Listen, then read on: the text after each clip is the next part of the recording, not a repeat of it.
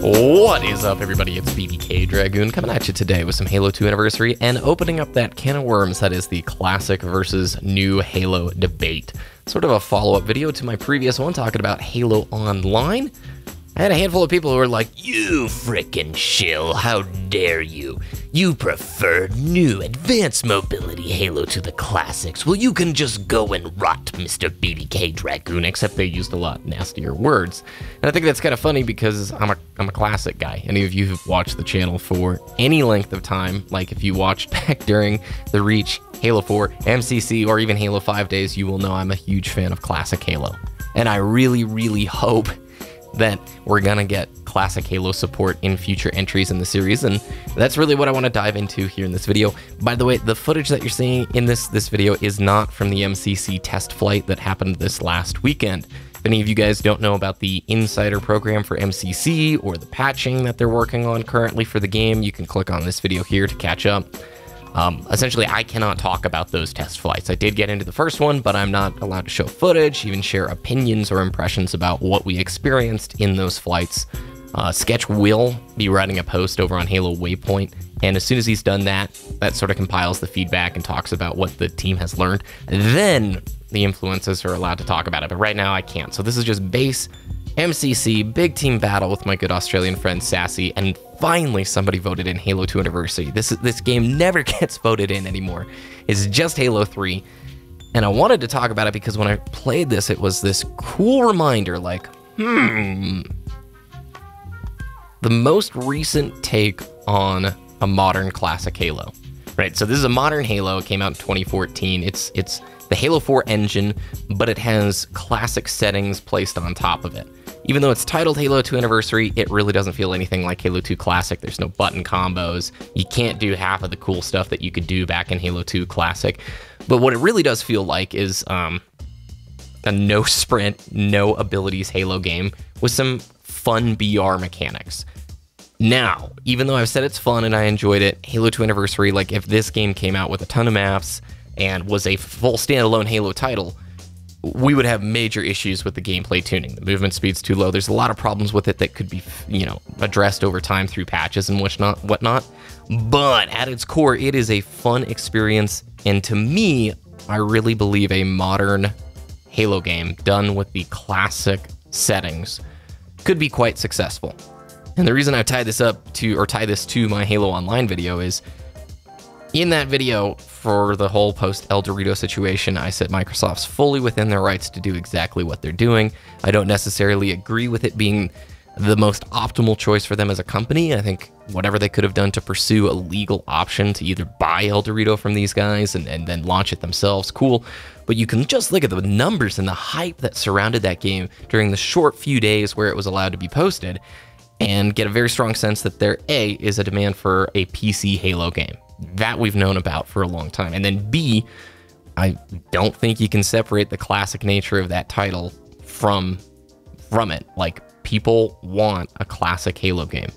In a lot of ways, when I look back when COD World War II was announced last spring, and you see just the sheer hype and enthusiasm from that crowd, I think you would see a similar sort of renaissance from a lot of the core fan base if we had a classic Halo as our next game.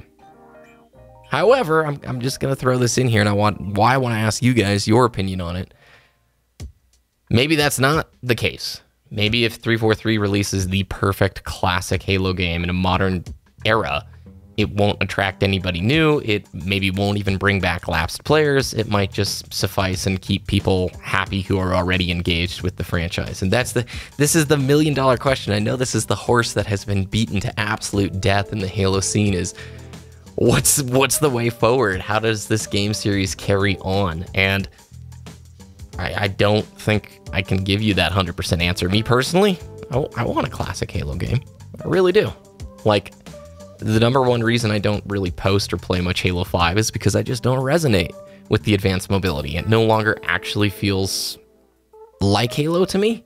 I know that sounds silly because it's got all the different sound effects and art and all the lore and stuff that goes with it, but just from a pure moment-to-moment gameplay standpoint of strafe battling and getting into these classic, I hate to use that word like 80,000 times, but really these old school Halo moments, I just don't feel it in Halo 5. And that's not to say it's like a bad game, it's just it doesn't resonate necessarily with me. Oh, by the way, I'm gonna overlay this on screen right now. The crosshair in Halo 2 Anniversary, for whatever reason, is like half an inch lower than where the crosshairs are in Halo 2 Classic. And when you first play it, dude, it feels really stinking weird. Also, the frame rate drops quite a bit when you're playing Halo 2 Anniversary. I want to throw this question there, though, out to you guys. It seems like Call of Duty and Halo have been chasing new fan bases instead of working to really appease the core fan base for a long time. Now let's dive in on Call of Duty just for a second, not Halo. In COD, especially the last few years, you saw the jump packs, and then the wall running, and then the specialists. It's like, you know, Black Ops 3 style, where the specialist system reminds me of trying to pull in hero shooter elements like Overwatch. The jetpacks and the wall running kind of looked like a preemptive move to get ahead of the curve when it came to like Titanfall as a competitor. You look back at Reach and you see the armor abilities and sprint. Why add those into the game if you're not trying to maybe pull from the Call of Duty success? And then of course Halo 5 has certain movement elements pulled from Destiny, pulled from Call of Duty, and you have to ask the question, are these implemented to go after a fan base that the franchise doesn't already have? Or do they really think this is the next step forward in the evolution of the series that people within the franchise are going to enjoy? To me, and there is no simple answer, to me, I do think that you should go after trying to keep your core fan base really happy, as they are more likely to invest in your series, release after release, DLC after DLC, promote the game to their friends, try and get them to play, than going after an audience who's never really been in contact with the game in the first place. Now, I don't have any metrics to support this, and these big companies do massive surveys, lots of focus groups. I'm sure they get data that says, there's this sector of consumers we're not tapping into, and we need to do it, Mr. Sir. And Mr. Sir's like, yes, lots of the money, and all you have to do is add that mechanic. I think we should do that. Let's go, Mr. Data Guy. Mr. Sir, I like the way you're thinking. Handshake, and then they sign, and that's that. That's, of course, how video games are made, ladies and gentlemen. But what do you guys think? Are you skeptical? Are you optimistic for what's next? What do you even think's going to happen in 2018? We still are in this big Halo drought point. Not a lot of news going on. But we know, from what Bonnie Ross said, post-MCC there will always be betas for all future Halo titles. And so far that has remained true. Halo 5 and Halo Wars 2 have both had betas. So we will get the chance to play something before it's even coming out. I desperately hope there's a 2018 Halo release, because if it's 2019 or 2020, dude, ooh, it's gonna get dry. All right, with that said, thanks guys very much for watching this video. Please drop a like if you enjoyed this thing, and definitely let me know what's going on in the comments, because I might use those in the next video, because this is a topic that is I know it's a beaten horse, but it's because it probably is the pivotal question for the future of this series. Have a great rest of your day, and I'll check in with you guys next time.